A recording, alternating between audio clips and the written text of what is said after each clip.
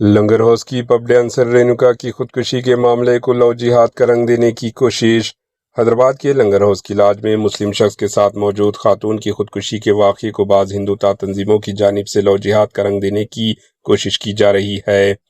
Inspector Venkat Ramulu کے مطابق 26 سالہ رینوکا گزشتہ سال پب ڈانسر کے طور پر کام کر رہی تھی۔ 8 سال قبل اس کی شادی ہوئی تھی اور اس کا 4 سالہ بیٹا بھی ہے۔ شوہر سے اختلافات کے باعث وہ اس وقت اپنے والدین کے ساتھ بولارم میں رہ رہی تھی۔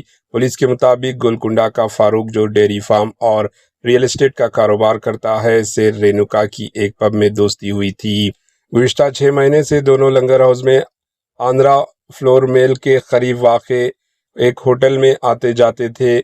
جمعرات کی رات بھی دونوں ہوٹل کے ایک کمرے میں ٹھہرے۔ بعد ازاں فاروق نے بتایا کہ وہ قریب میں واقع کلاسک گارڈن میں ایک تقریب پروگرام میں شرکت کے لیے جا رہا ہے اور کمرے سے نکل گیا۔ صبح واپس آنے پر اس نے رینوکا کو پنکھے سے لٹکا ہوا پایا اور پولیس کو اطلاع دی۔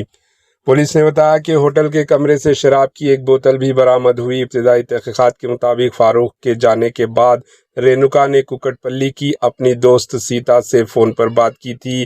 اس نے بتایا تھا کہ اس کا موبائل فون خراب ہو گیا ہے، جس پر ستیا کے بھائی نے اسے فون ٹھیک کروانے کا یقین دلایا۔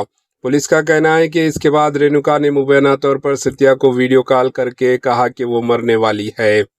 متوفیہ کے ارکان خاندان کی شکایت پر لنگر حوض پولیس نے مقدمہ درج کر لیا۔ ہندو تنظیموں کے نمائندوں نے الزام لگایا کہ رینوکا کی موت خودکشی نہیں بلکہ قتل ہے۔ انہوں نے مطالبہ کیا کہ پولیس اس معاملے کی غیر جانبدارانہ اور شفاف تحقیقات کرے۔ رینوکا کی موت کی اطلاع ملنے پر کاروان اور نامپلی اسمبلی حلقوں سے تعلق رکھنے والی مختلف ہندوتا تنظیموں کے نمائندے جمعے کے روز لنگر حوض پولیس اسٹیشن پہنچے اور واقعے کی تفصیلات معلوم کی۔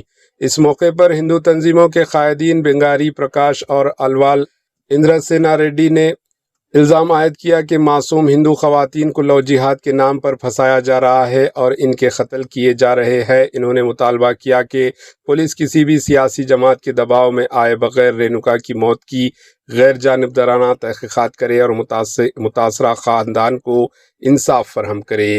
بیورو رپورٹ، ایچین نیوز۔ ایچین نیوز کے یوٹیوب چینل کو سبسکرائب کریں اور بیل آئیکن کو دبانا نہ بھولیں تاکہ آپ کو ہر نئی آنے والی ویڈیو کا نوٹیفیکیشن بر وقت مل سکے۔